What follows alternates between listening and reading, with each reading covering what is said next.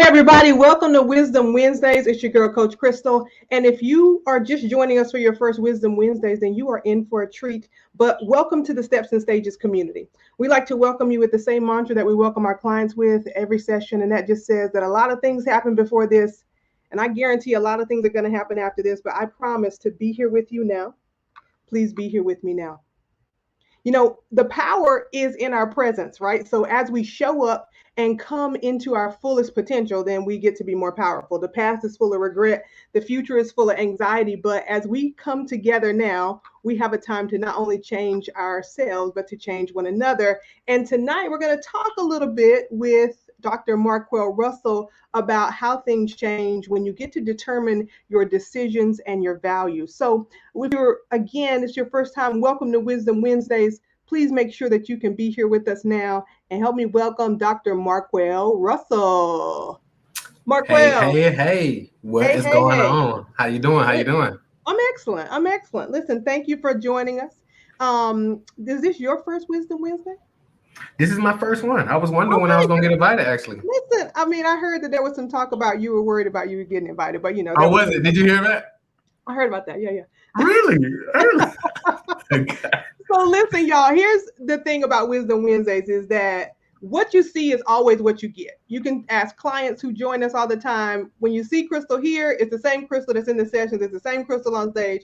And one of the things that allows me to connect with one of my coaches, Dr. Marquel Russell, is that the authenticity piece is always intact. So Marquel, let's just jump in real quick. Tell the people who you are and you know what you do. So I am Marquel Russell, Dr. Marquel Russell. Of course, thanks so much for having me here, Christal. So I am a lifelong entrepreneur. I dropped out of high school in 10th grade, got a 9th grade education. I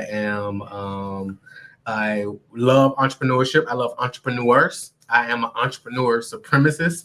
I am a husband, a father, and to date, we've helped our clients do over $1 billion in revenue. So what we do is we work with expert businesses who make money from their knowledge and expertise, coaches, consultants, authors, speakers who want to grow their business while actually working less. So typically, experts come to us when they want more clients and they want more profit and they want more freedom and they want more impact and they want to do it in a way where they can actually work less while making millions of dollars at the same time. So that's what we do. And that's what I do in short, right?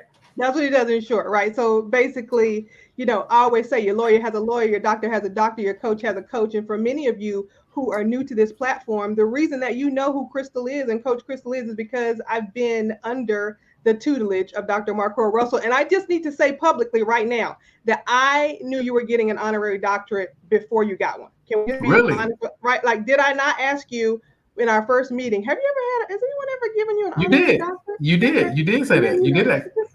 You did. I do. You speak the vision and it comes to life. That's true. So, Marquel, we've invited you here tonight to talk about decisions and values, right? Mm-hmm. So I think a lot of what entrepreneurs struggle with, and I consider artists as entrepreneurs too, with my background, creative people who make things out of their imagination. Mm-hmm. And so I consider a lot of times decisions to be the hardest factor for entrepreneurs because they can see so many options. Mm-hmm. Right. So tell me how you decide on things that you do, don't do, pursue, don't pursue. So, I mean, you're going to love this. So I make my decisions are typically in alignment with the vision. Right. So first and foremost, I'm clear on what the vision is. And then I make decisions based on, okay, is this decision in alignment with the vision? Right. So, for example, so let's say you got a vision to hit a certain weight goal or your certain body or whatever. Right. Now you're like, OK, how you decide if you're going to eat this thing? You be like, OK, if I eat this, is this alignment with the vision? Yeah. Right. You may let yourself off the hook and be like, well, no, you know, one scoop of ice cream isn't going to hurt. It may not hurt, but is it in alignment with the vision? Right. So is me doing this particular thing is in alignment with the vision? If it's not in alignment with the vision, it's a hard no. If it is in alignment with the vision, then it's typically a hard yes. Yeah. Yeah, that's great. Of course, I'm going to love that, right? Because we're always telling people that if you actually don't have a vision, you don't have a life, which is why I get offended when people call me a life coach. I can't coach the thing you don't have a vision for. It's very So true. here's the thing. When you make those decisions, what is there that you think about in terms of, because a lot of people think about decisions and cutting things away as losing. Yeah. Can you talk about the opposite end of the spectrum in terms of making decisions as a gaining mechanism? Absolutely. So I look at decisions. I look at I look at the decision like, okay, I'm huge on momentum. That's one of my favorite words. So it's like, well, will this decision help me accelerate my momentum? So for example, if I'm considering hiring a coach, I don't necessarily look at cost, so to speak. I'm more so looking at based on the vision. Again, it goes back to the vision. Will this help me accelerate my momentum towards the vision? Because it's all about speed, right? So it's about, okay, based on where I'm looking to go, how can I close the gap of how I get there faster? So I'm always looking, okay, based on this decision, it's going to help me move faster. Now, also inaction, indecision is also a decision. So indecision, now you tie into opportunity cost. So by me not making this decision, it's costing me money and it's costing me momentum because of the exponential opportunity cost that comes with that. Yeah, I just want to make sure that everybody heard that, right? Like your delay cost you more money than your decision. So a lot of Absolutely. times we are taught to look at the what something costs first to see if we can afford it. But if Mm-hmm. you can't afford not to, then you're actually giving away time in your life. You never know when the opportunity is going to come back around. Right, absolutely. And often people don't really understand. A lot of times people are afraid to make the wrong decision. Oftentimes, more often than not, a wrong decision is better than no decision. Because a no decision, not making a decision, you never know. You live with the regret of not knowing. Yeah. And that weight is heavy, right? Yeah, yeah. I mean, I think it goes back into this thing that I don't know if you and I have talked about this before, but people love to glamorize some of the terminology that we've gotten from self-care and mental health these days, right? So people like to name themselves as things as overthinkers, right? And we talked about Mm-hmm. this a little bit last week on Wisdom Wednesday, right? The overthinking keeps you in the same thought loop, whereas the decision takes you out of that loop. You get some data, you can make a better decision, but not making a decision to exit the loop keeps Mm-hmm. you stuck. 100%. Yeah. 100%. Dr. Russell, what are your core values? So my core values are family, freedom, integrity, um, growth. Mm-hmm. That's something I value hugely. So those are my top. So growth, freedom, family, integrity. Um, yeah. So those are the top ones off the top of my head. Yeah.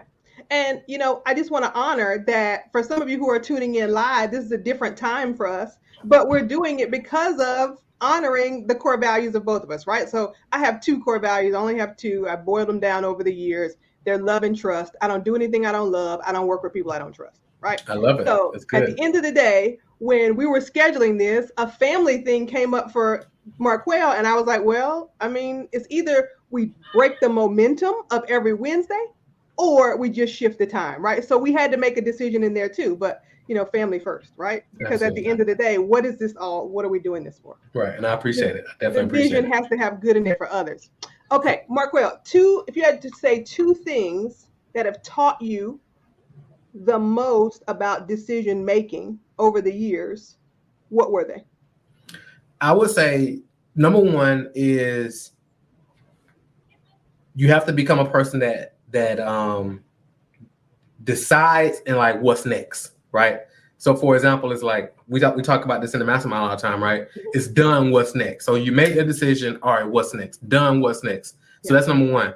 Number two, when you make a decision, like stand on it. Like one of the quotes, I forget exactly who said it, but it's and I'm gonna butcher it a little bit, but it basically says successful people make decisions fast and change their mind slowly. Mm-hmm. And then unsuccessful people make decisions slowly and change their minds fast. Yeah, Right. yeah, yeah, yeah, I told you I was yeah. gonna butcher it, but something like that. Yeah, but that's what it means. Yeah, we get that, right? Because I think people think that being a leader is about always making the right decision. And a lot Mm-hmm. of times leading is just about being courageous enough in the To make a vision decision. to make a decision. 100%. Yeah. That's the key. And most people won't make a decision. So it's kind of like, and now you're always, it's kind of like you're sitting on this fence, and that's painful, right? So it's kind of like you're watching other people who just simply, a lot of times, the people we admire and the people we aspire to be like or whatever are just individuals that made a decision. Yeah. It's like they're not any more superhuman than we all are. They just made a decision and then they locked in on that decision. Yeah, yeah. Listen, we're just going to take a second to say that y'all watching have a decision to make. Vision Camp is on Saturday. The decision is for you to build a vision. Please don't tell yourself that I can't come to Vision Camp because I don't have a vision for my life yet. That's why you come. In my life as a dance professor, you know how many people have told me I can't take your class because I don't know how to dance? And I say, well, that's the point of taking the class. If you're struggling to complete the picture in your mind and create a vision for your life, Vision Camp is for you. Text CAMP to 877-663-7837, and we'll see you on Saturday. Listen, Absolutely. We're both addicted to growth. Yeah. Right. Which is, why you're my coach. But, I just want to check in real quick about how people might think that being yourself is not work. Right. But being your authentic self requires work. Right. Can you talk about a little bit of the work you've done to be yourself in all facets of your life? Absolutely. And I think it's more work now being your authentic self for many, because we live in a world, in an atmosphere of so many people who aren't their authentic selves, right? And it's almost become the norm to kind of be this online character, right? Yeah. So what I found is that when you a lot of the work that you got to do to become your authentic self is a lot of the inner work, and like learning yourself, learning your history, a lot of that type of stuff, right? Because a lot of times, depending on where we grew up, we were taught to not be ourselves. So you've heard things like, fake it till you make it, or you've been told things like basically don't show emotion. Men aren't like that. Men, don't show emotion like that. Women, where we're from, don't do that, or people like us don't have those type of things, or you can't say that, or that's politically incorrect, or you can't talk about that, or if you're going to be in business, you can't talk about this thing. So people like put all these limitations on us. So and we've been hearing that for so long. So now when you get to the point where you have this realization where now you gotta basically unlearn all of that stuff, and then you gotta relearn who are you? A lot of times people don't really stop and just be like, am I like myself, or have I become this thing that people have told me that I'm supposed to be? Yeah. So for me, in my space, it's like when I first got into this space, it's like I posted a podcast image of my old podcast in 2016 the other day. And it's like, and it's like I got a suit on with the cough and all that. But it was like, that was who I was told, or who I thought that I had to be seen as a professional and somebody take me seriously. And I still get people in my comments today when they see me in ads with my hat to the back, or jeans, or Air Force Ones, or whatever, a hoodie on. People say, well, you got to do it. If you want people to take you seriously, you got to look like this, or you got to do that, or turn your hat around so people take you seriously. But that's just their beliefs and their perception. And we got to just be careful not to take those things on. Yeah, exactly. That's great. Because, I think you're right in terms of when we think about history, I think people like to also only think about the big history of the world. But we're talking about the individual history of your lineage, your family, your upbringing, like you as an individual. I think, Marquel, I get really disappointed sometimes when I talk to people who are willing to put their lives and their careers on the line for the big fight outside and not fight for what's inside. Right. 100%. So, I know specifically you have thought about and taken action towards not only changing your life, but the lives of others. And can you say a little bit about where that fight comes from personal to professional to global to communal? So I've always, for some reason, felt like this, like inner Harriet Tubman type of thing, right? So it's like, even when I was younger and we were in the hood, in the environment that we had, it was always like, my mentality has always been, you can't fight just one of us, you got to fight all of us. So it's like, you can't come over here and fight one of my homies, like I'm gonna jump in off the top, right? Or even when I was in school, it's the same thing. So a lot of the beef and stuff I got into when I was like middle school, high school was because one of my homies got into something and then I jumped into it. So a lot of it came from that. So it was, and even when we started getting money like in the streets and all that, it was like, all right, let me figure out how to get it at a decent price so I can bring it back. And then we all can make some money off of it, right? So I always kind of had that vision. Okay, then I said, okay, we're going to start an entertainment company. When I started an entertainment company, I didn't rap or do beats, but I knew people who rapped and I knew people who did beats. So I was like, if we can bring this together, we can start this record company and then we can build this thing. So now when I started learning marketing and business, I was like, okay, dang, this is very fascinating. I said, a lot of people teaching this. Nobody's really teaching this that looks like me. What if I take this, synthesize this information, and then bring it back and share it with my people? What could that do for our community and what could that do for our culture? So it's always been like, how do I get this? And I discover this freedom, right? And then come back to individuals who've been enslaved, maybe being enslaved from their, like a lot of people are enslaved like mentally, right? Yeah. So a lot of times when it comes back and I'm showing like, hey, you can charge this, or hey, you should be doing business this way, or hey, you don't have to show up like that. You can show up as your authentic self, like we just talked about. People have the hardest time believing that, right? Even when I teach them the marketing stuff, when I teach them the sales stuff, they have the hardest time because they're enslaved. So it's kind of like that Harriet Tubman coming through, like, let me free you. Let me show you the path to freedom. Now, of course, everybody ain't going to go, right? Some people going to fight it, but it's like those who are willing to go. And then some they got to fight with a little bit. But ultimately, you know, we help them break through.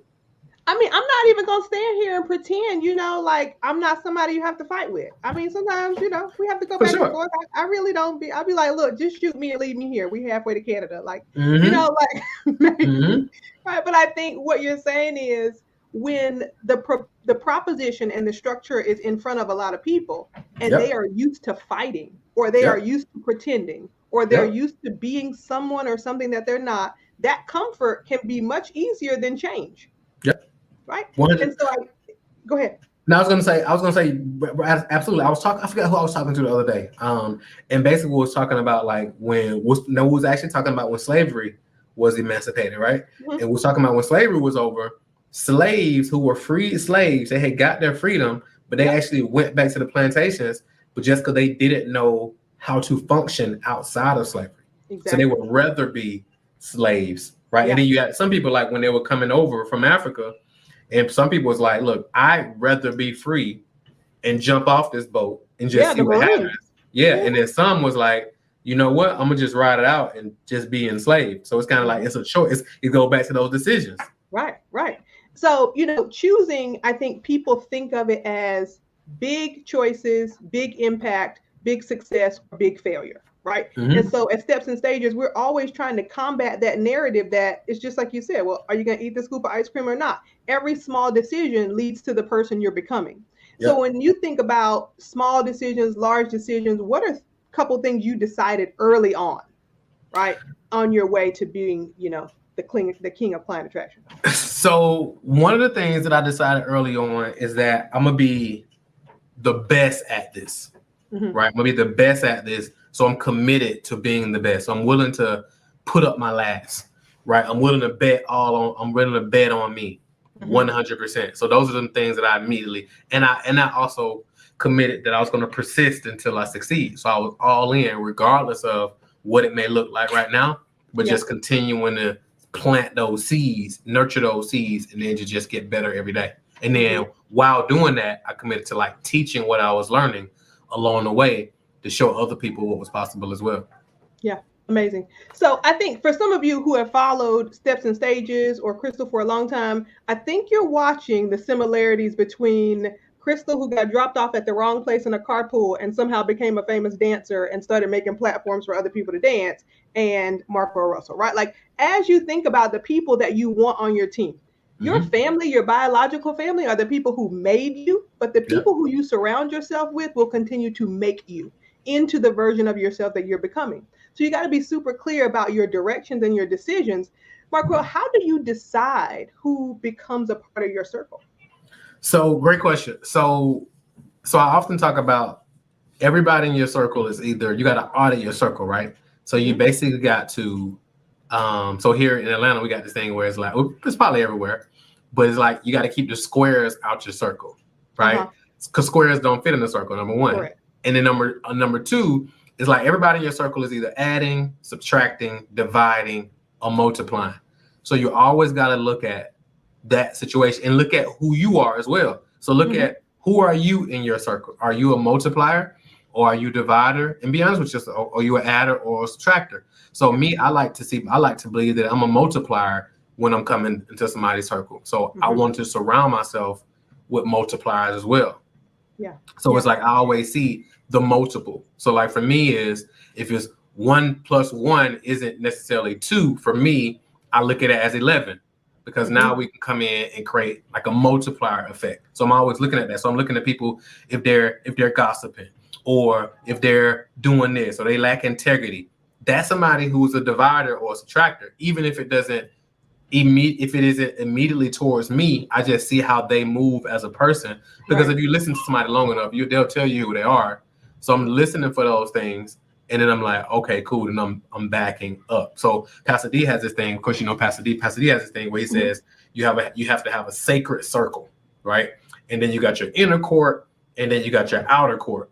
So you got the inner court; those are the people who like close in the circle that you lock with, and then you got those people on the outer circle. Right. And another person who kind of dives deep into this is Dr. Darius Daniels. I know we gave y'all this book at the last mastermind or one before, the relational intelligence, and basically looking at, all right, is this person a friend or is this person a colleague, right? Or associate? I meant, or is this person a friend or is this person a friend or is this person an associate, right? Or is this person a project? I think that's what he called it, right? Yeah.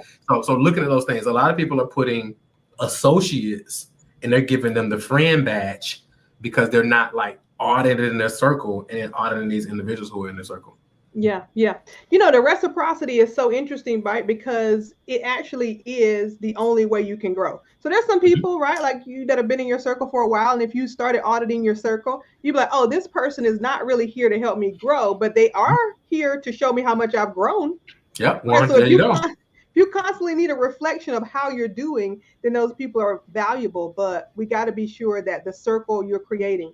Here at Steps and Stages, we believe in confidence, clarity, and community, right?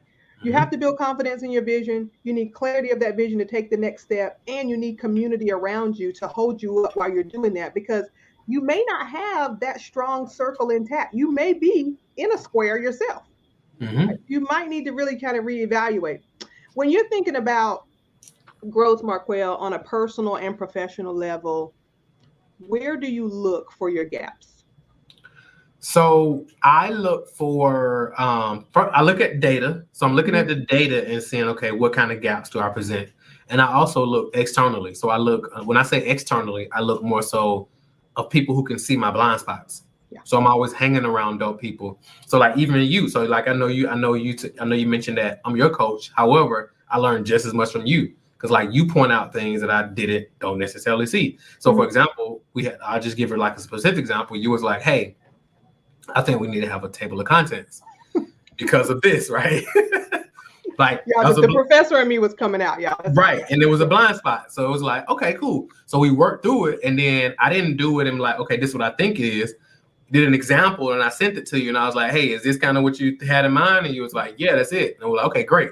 So then we went ahead and finalized it. So I'm always looking at like, what don't I see? So I even hired a therapist specifically. Like when we first started working together, he was like, what do you want to work on specifically? And I was like, well, I don't know really. I was like, I just want you to be able to see my blind spots if I don't see it. And I'm always hiring coaches for that as well. So people see me as the marketing guy, the business guy, but I also got marketing and business coaches as well, because they see the things I had to call one of them today for like 2 hours, and he was laying out stuff that was kind of obvious after you pointed them out, but it was also things that I didn't see, things that we can immediately go implement on. Yeah, that's good, right? Because you can't see everything. I think one of the things that people may miss out on in the analogy that we're always talking about in terms of circles, and you know, my dance people are going to get this automatically, right? The cipher is not just in hip hop. The cipher comes from indigenous West African culture called the Bantaba, right? And it means that if we're standing in a circle, then someone can always see your back. Someone can always see what's happening to you, for you, coming at you, and they can address that immediately when it's not in your particular view, right? So I know that you have a team of people that you can see multiple perspectives on your business simultaneously. Now, here, I'm always asking people, whether they're entrepreneurs or not, to look at their life as their business, right? Mhm. We come from old school culture where people say, mind your business. Great. I'm going to mind my business. My life is my business. How do you, or what advice would you offer people to have that same willingness to listen to the perspectives around them so that they can grow and change? So I think so. One of the things one of my mentors said to me probably about 10 years ago is he was Mhm. like, Marquel, if you could have everything you wanted in life, thinking the way you think, wouldn't you have it already? And I was like, wow. So I think what other individuals, they got to ask themselves, like, if you can have everything, are there other things that you want to have? Is there other levels that you want to accomplish?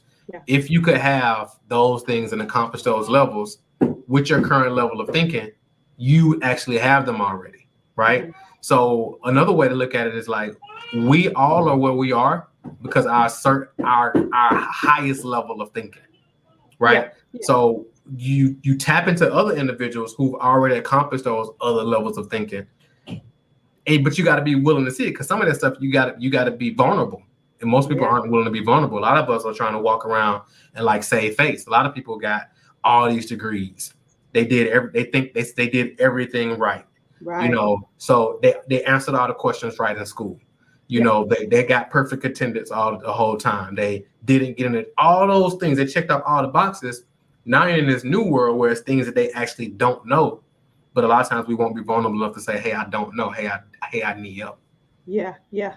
One of the things that we talk about a lot here that I often am asking people who have done all the things that we've done is that great. The accomplishments are great. They look great on the resume, but are you who you think you're supposed to be? Right. And Mhm. so again, it goes back to that authenticity question.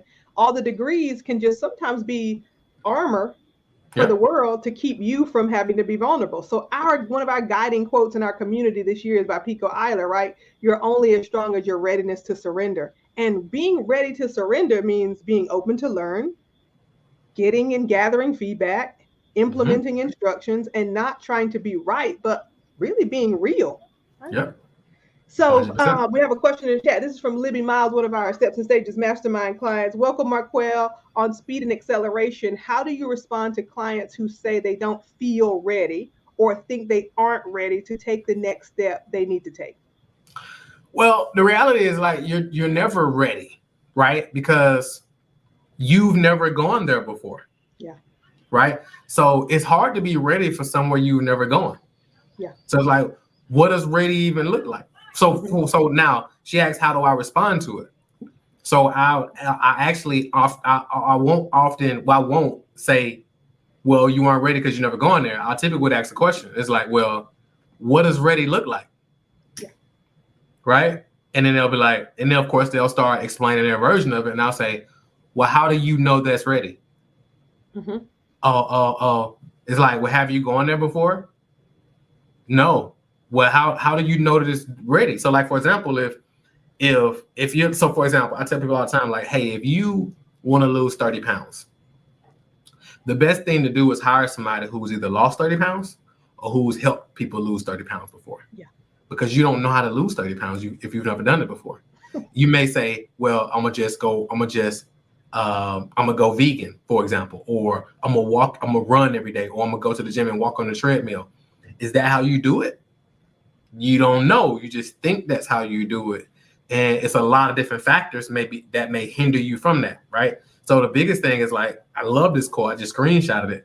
It's like you have to have your ready, you got to be ready to surrender to the process of somebody who's actually going there and can actually guide you to get there as well. Otherwise, it'll take you forever to get there.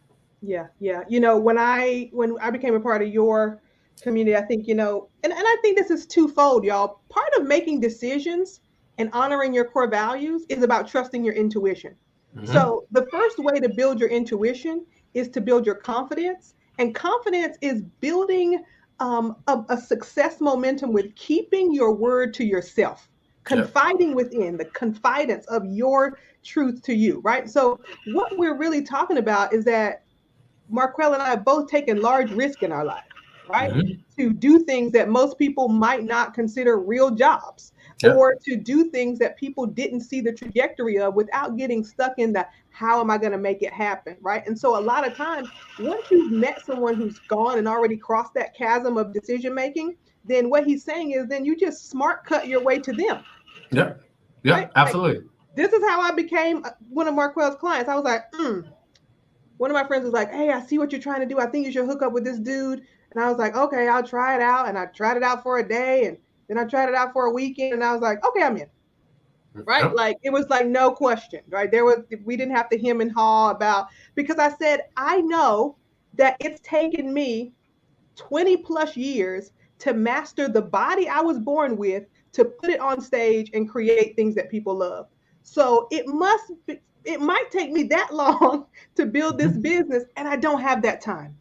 Absolutely. Absolutely. Right? It's kind of like my man, what's my man name? And I always draw a blank, but he basically talks about the 10,000 hours. And Yeah, he has being a the master. Mm-hmm. right. So he basically talks about it takes 10,000 hours to master something in the Yeah. book Outliers. Mm-hmm. And I did the math on that. And with 10,000 hours, if you had 40 hours per week to Yeah. work on your gift and work on this thing you're looking to master, most people can't do that. But if you were able to, 40 hours a week, it would take you 5 years to get to 10,000 hours. So the cheat code is to find people who have already mastered those 10,000 hours, Yeah. and then you invest you 10,000 hour hack basically. So when it comes to creating your vision and accomplishing that vision, Christal has mastered it. So why would you try to figure this stuff out, trying to read books and watch videos on YouTube and get on a live every now and then? You find the source who like say, okay, this is my thing that I'm mastering. Not only has mastered it, but also able to teach it. Because it's one thing to be able to do a thing, right? It's a whole other thing to be able to teach it. So doing the two is a very rare set of skills. So when you have somebody like Christal who can actually help you tie it all together, that's the cheat code. Y'all get the cheat code. Text camp to 857-663-7837. And I don't even want to say this in front of Marquel Russell because it might turn into a meeting. But y'all, Vision Camp is $35. You already threw that into your Amazon cart on your Prime Day. You probably spent more of that on coffee this week. Like, invest in yourself. $35 and 3 hours in yourself. I had people who became clients who came to the last Vision Camp that said, I just accomplished more in 3 hours than I have in 6 years. Let's get you out of the box and into a circle of support that can help you grow. Bottom line is, we're creating free people, right? And I'm telling you this as a trained educator, as a tenured professor, as someone who has done the thing. You have not been taught you, because you were not in the textbook. You were not on the test. And every time you took a test and took in more information about something else, you decreased your intuition about yourself. We got to raise the bar on intuition and integrate that with our emotional intelligence to make the next steps that actually create true freedom. So I got a little soapbox there. So are you saying that you educationally we've been talked out of our intuition? Yes, sir. Wow. Yes, and you know this because you and I talk about this a lot, right? You know, people are like, oh, Christal, you're switching Gabe's school again. And they were like, what's wrong with the school? I was like, education is education. This is not about switching because something's wrong with the school. This is about switching so that he continues to learn the environments in which he grows and can be himself in any environment before he leaves home, right? Because a lot of us miss that. I miss that. Some of y'all know, like, I was like the, fly in a bowl of milk since 2nd grade, right? And now I live in one of the whitest states in the country. Like, that became my normal because that's how I learned to be authentic in a room that didn't look like me. But it doesn't mean that that's not me, right? So we have to be super clear that as we're cultivating ourselves, we're also actually influencing the environments around us to understand us more. We teach people how to treat us. 100%. Right. 100%. But if we don't know who we are, then we're just giving them random information and then being mad when they don't treat us right. It's true. It's so true. Yeah. So true. All former teachers agree. Thank you, Libby. Yes, right. So, Marquel, we won't want to keep you. I know you have some things to get to tonight, but the idea of decision and value also come with the establishment of value. So as someone who is not just a marketing coach, but someone who is building other brands and actually teaching people how to build their business, their intellectual property in the world. How do you help people establish value? So one way we help people establish value is, first of all, understanding what is value, right? So it's like, okay, if one of the ways as entrepreneurs, for example, or just not even necessarily an entrepreneur, you don't even got to be an entrepreneur to establish value, right? So it's like, how do you solve a problem, right? So for example, I'm gonna start at an employee level, because I'm sure there's people on here who are employees and entrepreneurs across the board, right? And I'm not the guy who says that entrepreneur, everybody should be an entrepreneur, employees, 9-to-5 plantation. I don't really get into that because I don't believe in it, right? I don't believe everybody's meant to be an entrepreneur. Right. I believe there's entrepreneurs who could partner with an entrepreneur to help build something. I also believe there's a place for employees and team members to actually partner with a visionary and help them build their company by bringing their individual skill sets. So for example, let's say you're an employee, right? Or let's take a step back even further. Let's say you're a college student coming out of college right now, or about to come out of college. And you're like, okay, how do I go find a job or start a career in the area that I want to work in? So for example, based on your vision, right, that Christal will help you with, where do you see yourself going into? And then you ask yourself, okay, how do I add value to that company? So what do I mean? So what problem can I solve for that company? What holes do I see? And then how can you come in and patch those holes? So a lot of times people make a huge mistake. Let's say they're an employee working for a company and they're like, well, I've been here 3 years, 4 years, 5 years. I think it's time for a raise. And they're basing that raise just based on how long they've been there. Not saying they're not valuable or haven't been valuable, but how have you increased your value to the company over those 4 or 5 years? Have you start asking, can you get cross-trained in other areas? Or have you just got comfortable with being there just in time to clock in and then clocking out right on time? Or have you been doing your shifts? Or have you been coming there early and saying, okay, how can I get cross-trained on this? Or have you been there and then after work, you're staying and saying, okay, how can I get better? Or even have you been asking your managers or your supervisors, like, how can I get better? How can I add more value to the company? That's questions that people typically don't ask. They'll ask for a raise, but they typically don't ask, hey, how can I add more value to the company to better position myself for a raise? Yeah. Right? That's a better question. That's a question of value creation, right?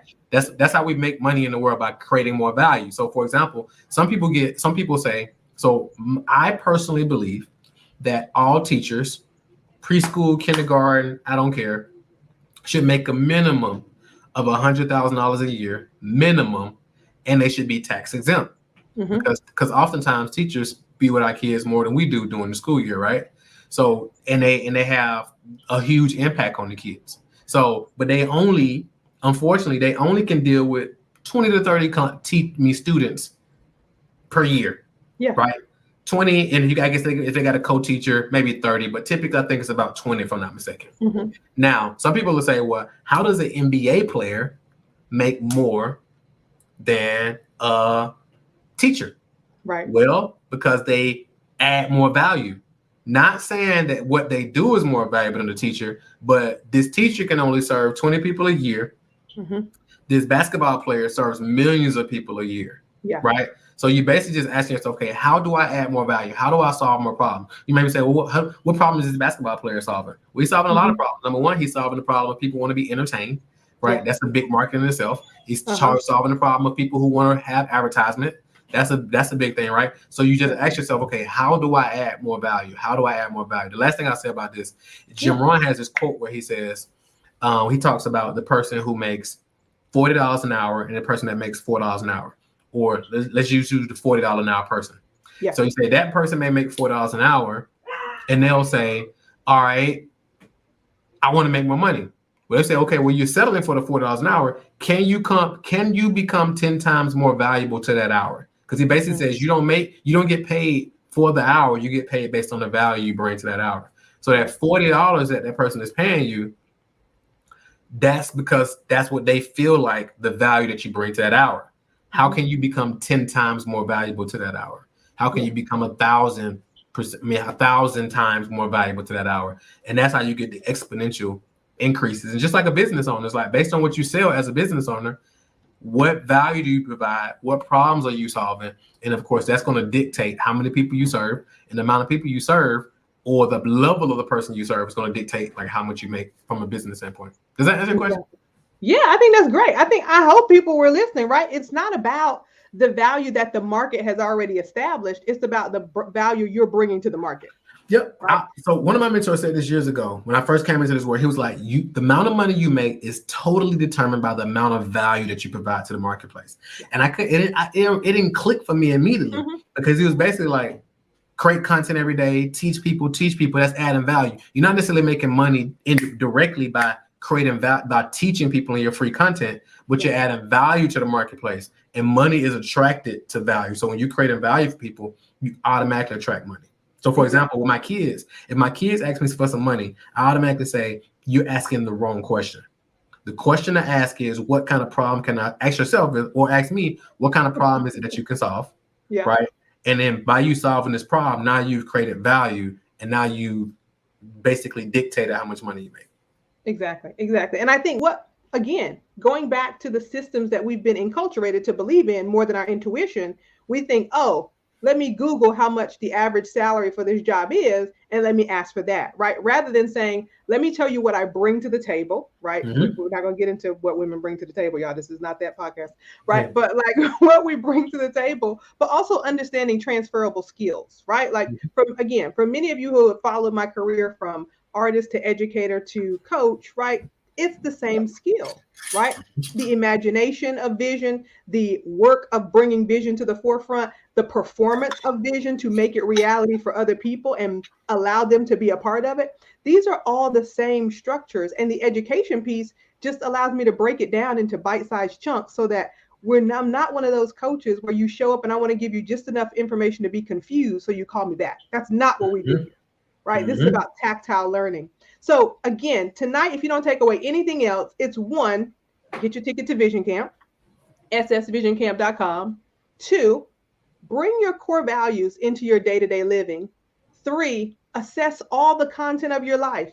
Find the valuable benchmarks where you have created transformation in your life and the life of others, and make that your zone of genius. Everyone can operate in their zone of genius 40 hours a week, like Marquel said. But if there's someone who can help you accelerate that 40 hours equals 5 years of growth into maybe a 3-hour workshop on Saturday or a client-based relationship, invest in that person so that they can invest in you, right? It is way more than you're going to get on any stock exchange or high yield savings account, right? 100%. Save for you. So Marquel, any last words? We want to thank you first for coming, for making the time. My pleasure. Last words for the Steps and Stages audience? I would say right now, ladies and gentlemen, we live in the best time in the history of the world to be alive. Never in a million years have we had this opportunity. Like, we're on StreamYard right now, right? In real-time video. I'm in Atlanta. Coach Christal is in Vermont. I mean, it's just crazy. And you all are on here from all over the world. Think about it, y'all. So we look at our ancestors, right? When I think about ancestors, I think of the Madam T.J. Walkers, the A.G. Gastons, the Marcus Garveys. We look at those individuals and what they built, right? Madam T.J. Walker, she had hair issues, and she was like, she fixed that for herself. She created value and was like, maybe some other Black women had the same thing. So she started helping these other Black women. Now she was like, maybe they can share it with other people. And now she built this distribution network by solving one problem. She didn't have the internet. She didn't have social media. She didn't have none of that, not even a car, right? But they got out and they made it happen through the network. Marcus Garvey built one of the biggest movement of Black people across the world. No social media, no StreamYard, no Zoom, no texting, no Wi-Fi. So it's like, what excuse do we have? We just got to make the decision, create the vision, which of course you're going to get done at Vision Camp when you show up. And then you got to make the decision to be at Vision Camp. And then once you get the Vision Camp and Christal helps you with that process, now you got to make the decision to go to the next level and then implement what you get. So we live in the best time in the history of the world. However, you got to decide if you're going to take advantage of it or if you're going to let it pass by you and you look back and say, I live during the greatest time in the history of the world But because I wasn't decisive, now I don't have the life that I could have had. Or your story can be, I lived through the greatest time in the history of the world, and I was decisive. And because of that, now you and our ancestors and our family and our lineage get to benefit of all the fruits that I was able to create during that time. But it's up to you. Yeah, amazing, right? Like your decisions are not for you, your vision is not for you, but the courage to make the decision is on you It's right on now. you. It's on It's you. on you. Y'all, thank you so 100%. much for joining us. If you don't have your ticket to Vision Camp, ssvisioncamp.com, or you can text camp to 857-663-7837. And for those of you who are looking through your calendar and about to make the decision because you're like, oh, I can't stay the whole time, we're actually going to give registered participants access to the replay for 7 days. And there's a VIP option to meet with me an hour before. So make sure to take advantage of this opportunity. I swear it's going to be the best time you've ever had on Zoom. I'll see you on Saturday. Dr. Marquel Russell, thank you so much, y'all. This is Thank you for Wisdom having me. Wednesdays. We'll see you next week.